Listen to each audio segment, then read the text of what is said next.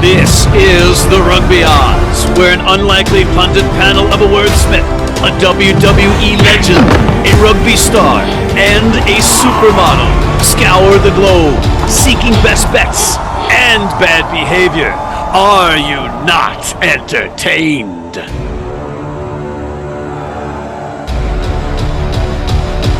Hey guys, it's great to see you, and we've got a new face, and we're missing two faces, Gift. We're welcoming in who John Bradshaw, Layfield, and Mike Friday didn't think exist, Zach Lanning, one of our producers. Zach, welcome to the on-camera world. Let's go! Woo! It is great to be here. It's an honor to be with the king, Gift Egbelu here, and then also you, Matt, I guess is okay. But it's wonderful. I'm happy to do it. Happy to stand in for John and Mike. I got all the info, all of their knowledge, osmosis into my brain for today, so I'm ready to go. That is a good thing. That is beautiful. Just talk less, Zach. That's you're already getting a little runny. We got a lot to talk about, but our record wasn't the greatest last week. But we struggled like the rest of the world watching the upsets and the tantalizing rugby that we did, specifically from a Vegas standpoint. But how about some of those matches? How about Argentina just smoking New Zealand, forcing New Zealand into 3 yellow cards? But we'll get to that and more with our first recurring segment, What Caught Your Eye? Wow! Gift Egbelu. All right, look, man, this was a crazy week. I mean, between the rugby championships and the Women's Rugby World Cup, but I think one of the best things that I think I could take from this one was what we saw from the USA-England game. Not the results. The results sucked altogether. Do you want us to say that altogether, or are you just using the word altogether at the end of it? It sucked altogether. It sucked. It sucked altogether.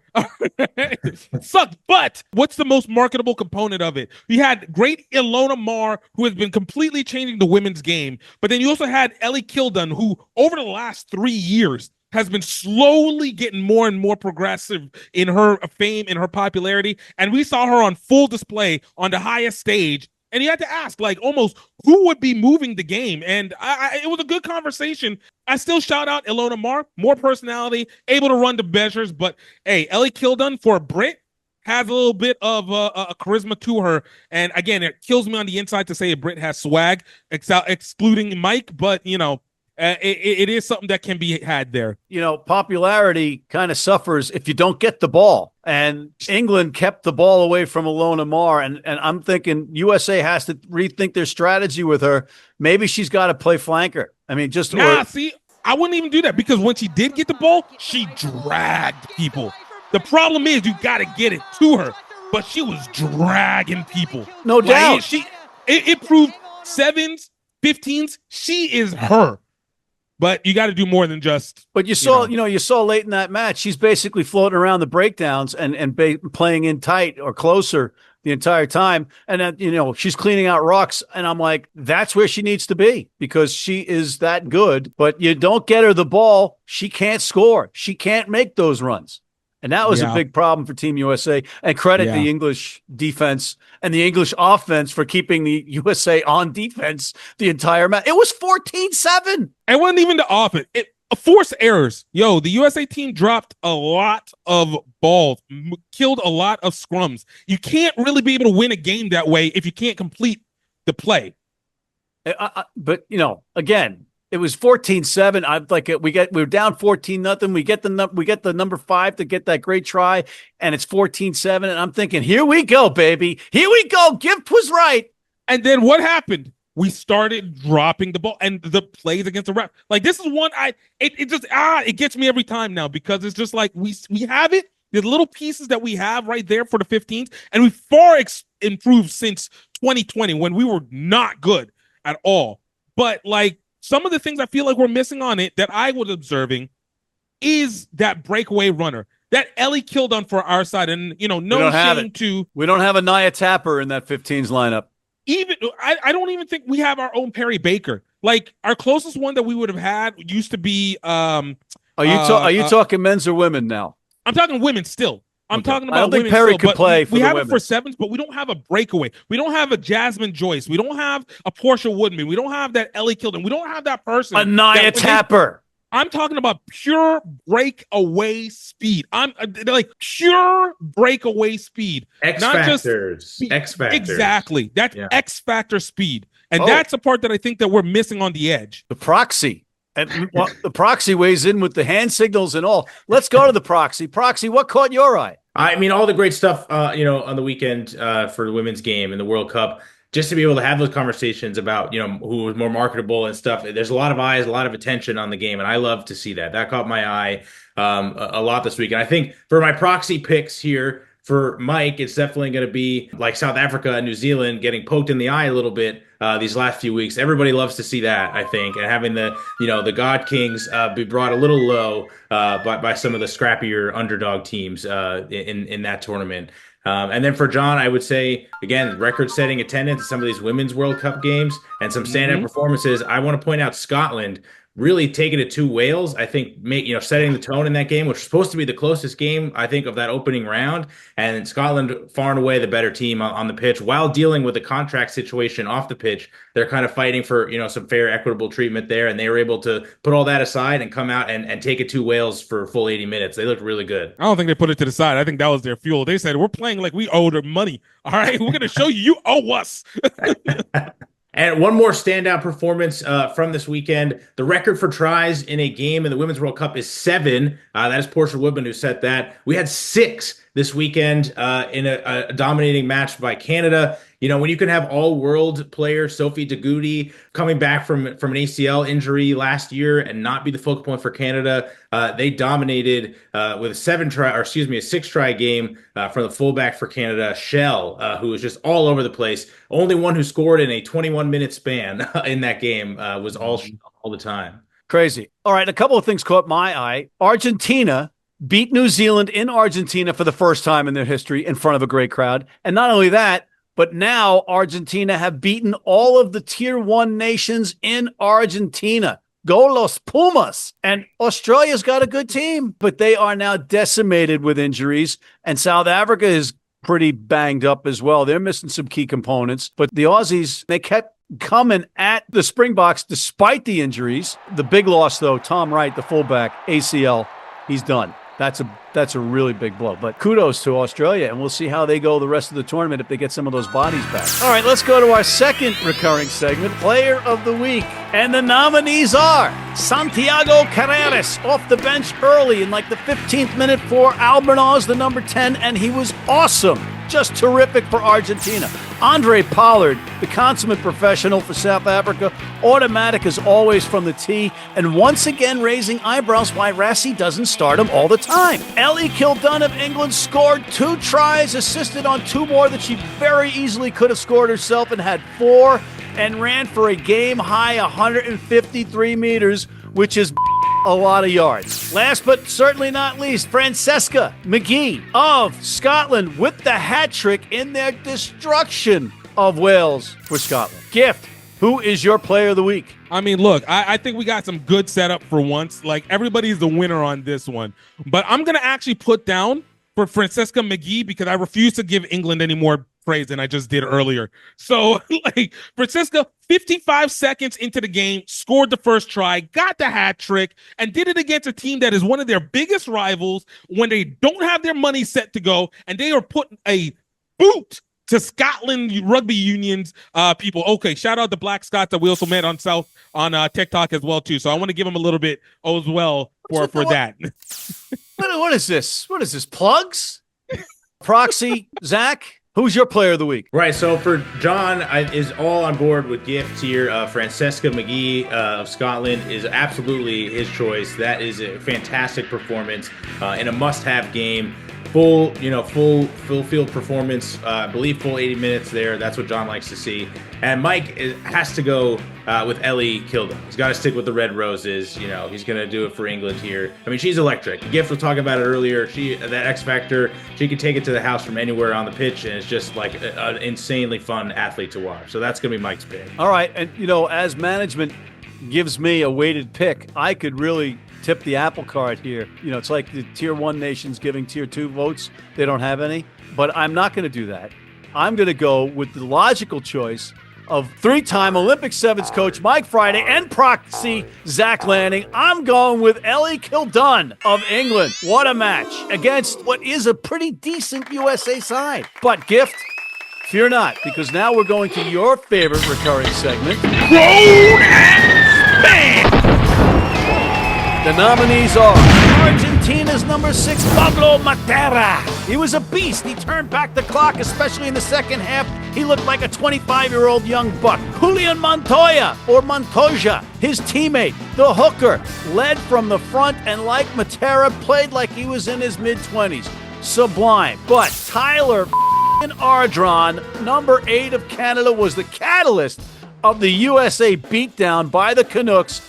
4 tries as a number 8, and he destroyed the USA in their lineouts. Gift, who is your grown-ass man? You know, we got, again, a great set of picks going on here, but you know what?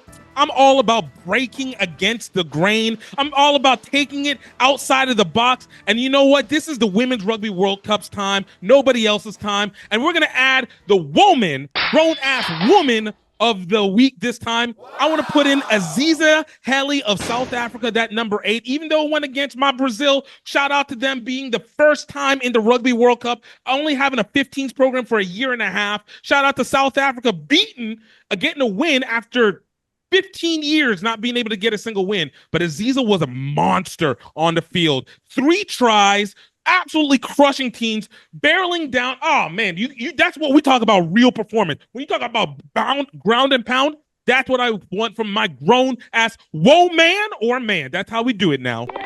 All right, okay. All right. I don't know what to say, so I'm not going to say anything. I'm going to go right to Proxy Zach. I can't follow that up. I 100% both Proxy picks are going for Gift and his candidate Aziza, right? Was that how you say it? Aziza, yes. She absolutely was. And she killed it out there. So you got 2 Proxy votes for me. But you also have John and Mike's picks, and they didn't know that she was in the mix. They had a feeling because they watched and they were like, "Oh my God, she's going to be in this segment. We know it." Zach, just go ahead and take it. Oh, okay. Well, I'm sorry, but I am so twisted and angry about Team USA likely missing the next World Cup again, and this time at the hands of Canada, that I got to pick Canada. I got to pick Tyler Ardron, but I am clearly outvoted here, and I have no problem with that. Aziza Hele is this week's grown-ass woman.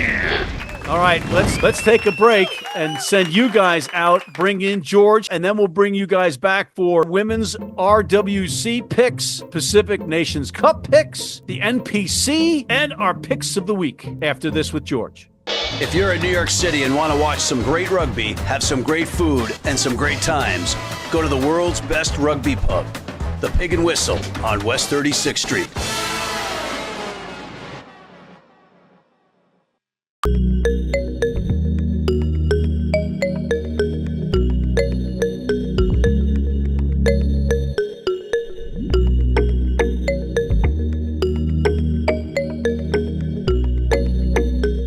And we are back, and we're back with Mr. George Hook, the Irish rugby legend, calling in from Dublin. George, how are you? I am well. I'm watching the Women's Rugby World Cup being played in England. That leads us abruptly and correctly into our recurring segment, Headlines with Hook. The headline, Team USA Women.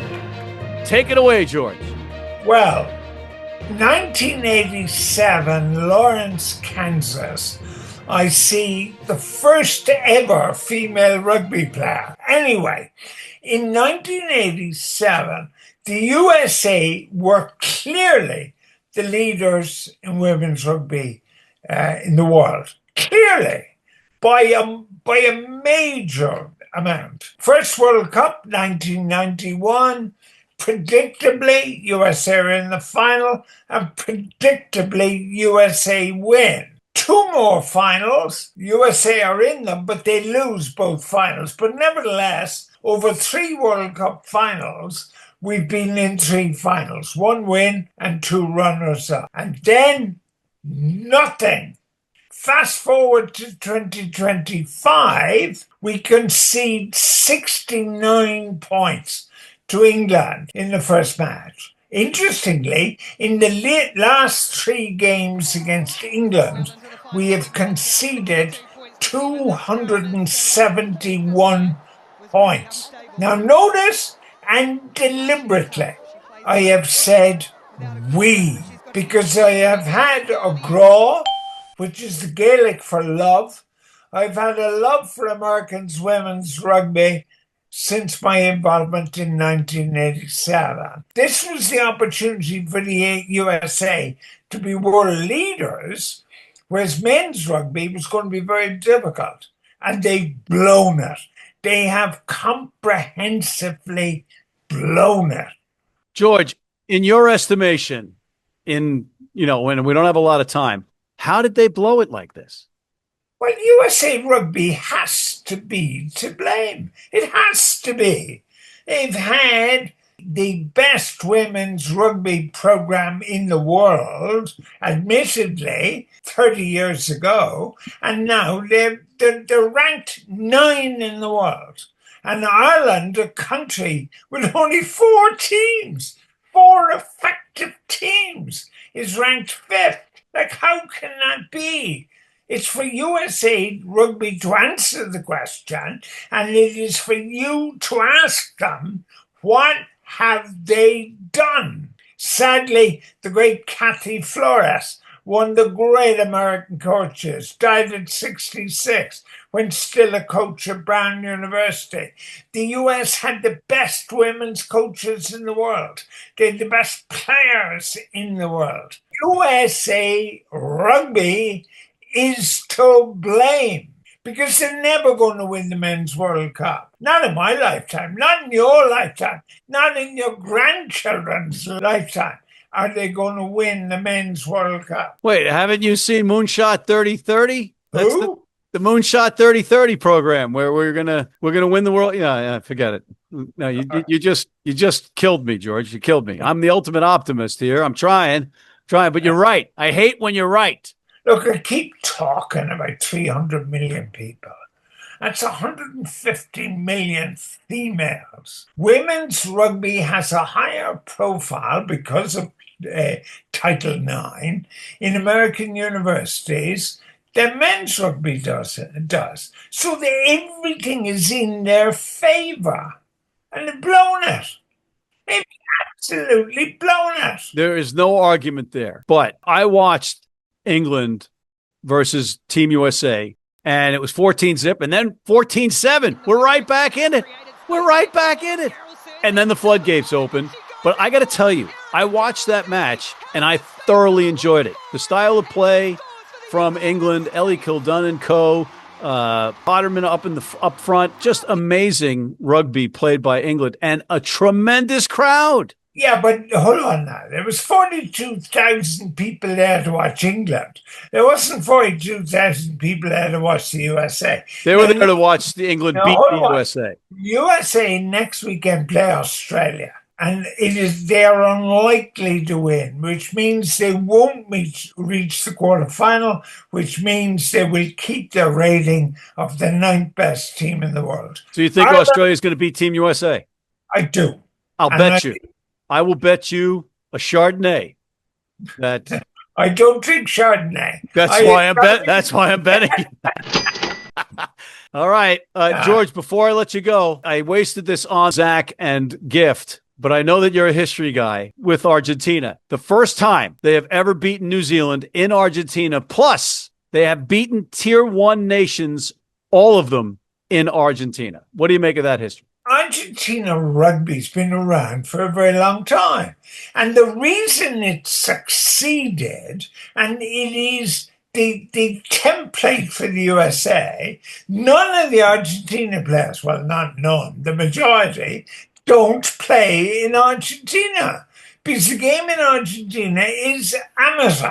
So the best players play abroad as professionals and then come back to play for the national team. It was a fantastic performance, and I'm really looking forward to it. I don't like Joe Schmidt, so I'm hoping and praying I'll be on my bended knees that Argentina can beat Australia next weekend. You have to tip your cap to Joe Schmidt at some point, because that young team came out firing again and then lost more key players. I know South Africa's beaten up too, but Australia, come on, George, they were still competitive. Stop. There is no way you're going to persuade me to give Joe Schmidt an ounce of credit about anything. Anything, all right? That'll make headlines. Yeah. That would make headlines. I dislike Joe Schmidt even more than Warren Gatland, and that's saying something. On that note, that's our segment. Headlines with Hook. Thank you, George.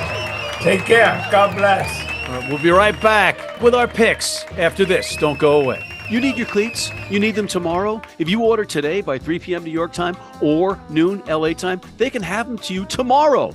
Young, old, male, female, if you're playing on turf, if you're playing on grass, if you're playing in the rain, you're playing in the heat, they've got you covered. RugbyNow.com. Go there now.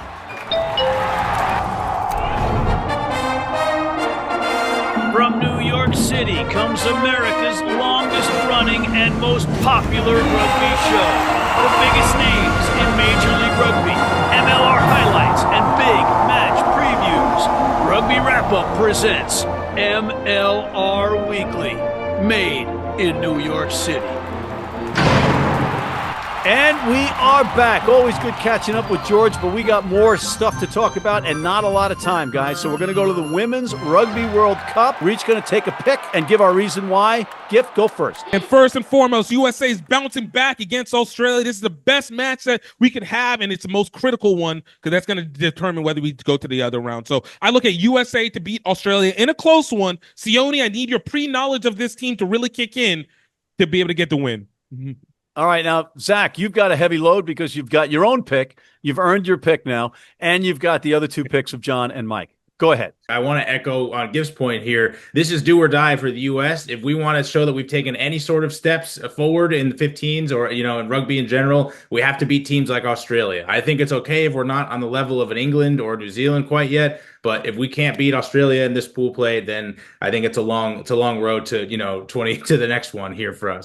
Boom. But for me, I'm looking for a continuation of a strong performance from the Ireland squad in this one. I think they're going to take down Spain. John has told me that he is taking Scotland to do something similar and keep that roll going. They've looked really good in the opening week. They've got all the phases firing right now in that defeat of Wales. And then finally, Mike's got to take England here against Samoa. I'm very glad there are no spreads for this one because it's kind of hard to tell. I don't know how seriously England's going to take this after they dismantled the U.S. They're sitting pretty in that pool there, but they will win this game against Samoa. That's for sure. By how much? Who can say? You lost me when you said John thinks, because that's clearly. I mean, he is dead from the head. It didn't take up much space. Neck up. I mean, he is just as dumb gets. This disrespect of the champ is unacceptable. All right, Gift's mic is muted as I continue with my pick, and my pick is I'm going with Japan to get absolutely slaughtered by New Zealand. And with that, we're going to go to the Pacific Nations Cup. There are two matches going on. We've got Fiji hosting Tonga, who beat Samoa 30-16, and we've got Japan hosting Canada, who's coming off that big win against the USA. Zach, while we're unmuting Gift, why don't you come at us with your picks, Proxy, Mike, and John? Absolutely. So only two games here, 3 picks. I guess I'll put all 3 picks behind combined weight here. Canada to beat Japan in that one for myself and my Proxy picks. Canada continues that domination. I think they're going to look pretty good against Eddie Jones' side in Japan. That is stunning. And I think Mike Friday is throwing up in Sardinia because he thinks the pick didn't get through the telex. Gift? Yeah, look, I think that we pretty much have the same. I think Canada beats Japan. I think Japan has been formidable, but Canada, I don't know. They you guys are smoking crack. But that's what I'm talking about. Like, it's crack. Canada's on crack. Have you ever seen crackhead strength? Crackhead strength is another worldly stuff. That takes you superhero, and apparently they're in that mode right now. So, give them the credit for that one, and then give it to Fiji. Fiji just owns Tonga. Yeah, I'm sorry. All right, it's not. I'm gonna lend some reality to this. I'm going with Fiji to beat Tonga. Fiji's at home, and I'm going with Japan to beat Canada. Japan's at home. You know what they'll do to them if they lose at home? Nothing. because it only matters in like Tokyo. You know what the executives at Suntory and Panasonic, you know what they'll do if those guys, and NEC, what they'll do to those guys if they lose? Sell more product, because that's just marketing for them. Like, what are we talking about right here? All right, well, you guys think about that. We'll take a quick break, and we'll come back with our NPC picks and our picks of the week after this. Hey, U.S. fans, you can tune into every match live on Flow Rugby. How do we know that? Because we're on there all the time. We are back, and we're going to make our NPC picks. Gift, you rebel. Who do you like? Look, even though they disappointed me last week, but you know what? We're going for the trifecta, see what we can do to split the difference. Taranaki going up against Counties Manuka. I don't even care anymore. Wow. But the point is, I'm going with Taranaki for 13.5 to be able to cover that, get the demolishment, jump back from that loss. Okay, Zach, you got 3 picks. Yours, Mike's, and John's. It's true, and it's kind of conflicted here. So we're going to tee it up. Last week, it's big for teams from the north. North Harbor and Northland had pretty good games. But this week, John and myself, we think that things are going to go south for those teams from the north, okay? That's what we think. I see what you did there. John and I picking North Harbor, we're picking Bay of Plenty to take down North Harbor in that game. Bay of Plenty getting 12.5 points, but Mike disagrees with us, so I got to be proxy for both. I can't pick favorites here. Mike picks that game the other way. He thinks North Harbor's got what it takes, keep that ball rolling from last week, and cover at least that 12.5 spread they're giving to Bay of Plenty in that game. And who's your pick? I'm sticking with John. I like Bay of Plenty in that game over North Harbor. Interesting. All right. I am going to go back to the well with my team, Hawke's Bay, -5.5 over Northland. And with that, we're at John's favorite part of the show, Picks of the Week, Johnny. He ain't here, but his proxy is. What's John's pick, Zachy? Pick of the week, USA to win over Australia, doing it for the U.S. there. And Mike's pick? He's going to go with England to erase Samoa. That may be whatever the over is in that, to pound that for sure in that game. Your proxy pick of the week.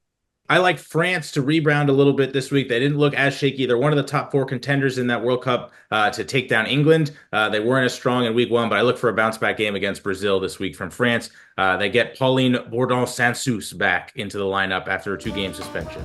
Gift. As much as Ireland is the favorite, I do think that Spain is going to keep this closer. I think this is going to be a 5-point difference in the game. Spain is going to keep this game close against Ireland. Don't underestimate those women. They are far more crafty than they let on in their first game. I'm going with USA versus Australia. It's going to be an over 42 points in that match. And on that note, we're out of time. I want to thank John Bradshaw, Layfield's proxy, Zach Lanning, King Gift Egbelu, the Inventor of Words, Mike Friday's proxy, Zach Lanning, George Hook, the Irish legend, and thank you for tuning in. Please check out MLR Weekly. Hit that subscribe button on YouTube. Sign up for our weekly newsletter, and please join our American Red Cross blood donor team. I wish you'd give all your blood to somebody. Wrap it up!